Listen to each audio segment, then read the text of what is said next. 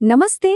आज हम भारतीय संविधान के एक ऐसे अनुच्छेद की बात करने वाले हैं जो दिखता तो नहीं पर जिसकी ताकत हर जगह महसूस होती है। एक ऐसा अनुच्छेद जिसे आप अदालत में लागू नहीं करवा सकते, लेकिन फिर भी वो देश चलाने की आत्मा है। जी हाँ, आज हम समझेंगे इसी अनोखे और शक्तिशाली अनुच्छेद 37 को। तो चलिए इस पूरी बात को एक सीधे से सवाल से शुरू करते हैं। क्या कोई नियम बिना सजा के भी पावरफुल हो सकता है? आइए आज इसी पहेली को सुलझाते हैं। और इसी सवाल का जवाब हमें मिलता है अनुच्छेद 37 में। चलिए समझते हैं कि आखिर ये अनुच्छेद इतना अनोखा क्यों है और संविधान में इसका असली रोल क्या है।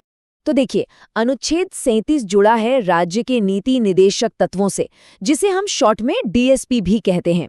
अब ये क्या है? इसे ऐसे समझिए कि ये सरकार के लिए एक तरह की गाइड बुक है, जो बताती है कि देश के लिए नीतियां और कानून बनाते समय किन बड़े मकसदों को ध्यान में रखना है। अब देखिए, यहीं से बात थोड़ी और दिलचस्प हो जाती है।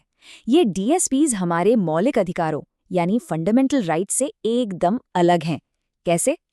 हमारे जो मौलिक अधिकार हैं, जैसे समानता का अधिकार, अगर वो हमें नहीं मिलते तो हम सीधा कोर्ट जा सकते हैं, है ना? लेकिन डीएसपीज के साथ ऐसा बिल्कुल नहीं है। इन्हें अदालत के जरिए लागू नहीं करवाया जा सकता। तो ये जो बार बार हम कह रहे हैं अदालत में लागू नहीं, इसका असल में मतलब क्या है? क्या इसका मतलब ये है कि इन सिद्धांतों का कोई वजूद ही नहीं है? चलिए इसे थोड़ा और करीब से देखते हैं। आप जरा इस लाइन पर गौर कीजिए। ये सीधे संविधान से है और सारा खेल इसी में छिपा है। एक तरफ लिखा है कि इसे कोर्ट लागू नहीं कर सकता, लेकिन दूसरी ही तरफ संविधान खुद कहता है कि ये देश को चलाने के लिए मूलभूत है, मतलब फंडामेंटल। यही तो इस अनुच्छेद का सबसे बड़ा विरोधाभास है। तो फिर सवाल वही का वही है। अगर सरकार इन डीपीएसपीज को ना माने तो कोई उसे अदालत तो ले जा नहीं सकता। तो फिर इनका फायदा क्या है? इनकी अहमियत क्या है? बिल्कुल यही तो सबसे बड़ा सवाल है।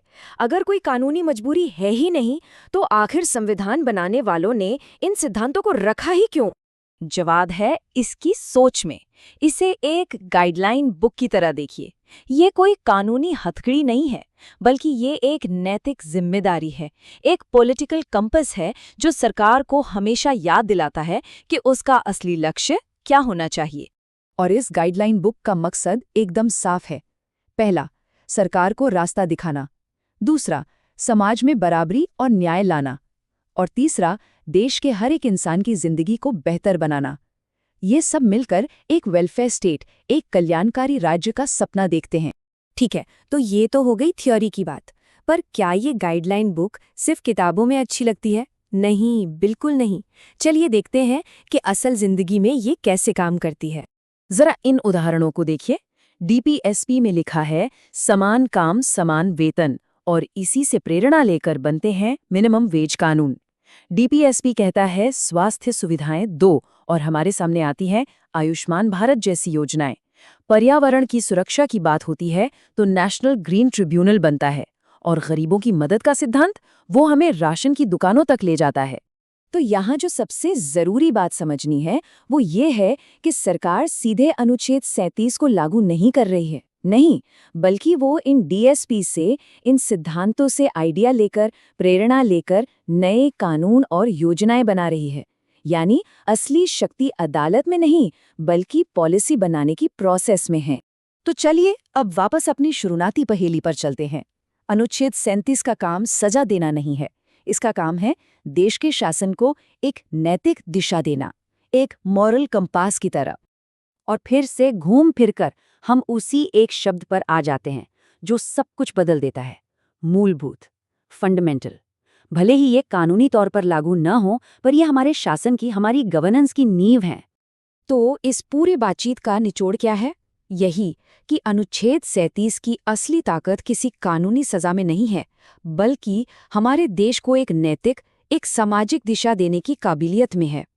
ये सरकार को बताती है कि जाना किस तरफ है। तो आखिर में एक सवाल पर आकर रुकते हैं। किसी भी देश का असली चरित्र सिर्फ उसके कड़े कानूनों से बनता है, या फिर उन ऊंचे आदर्शों से, उन ऊंचे सिद्धांतों से जिन्हें वो पाना चाहता है? शायद इसी सवाल में अनुच्छेद 337 की असली ताकत छिपी है।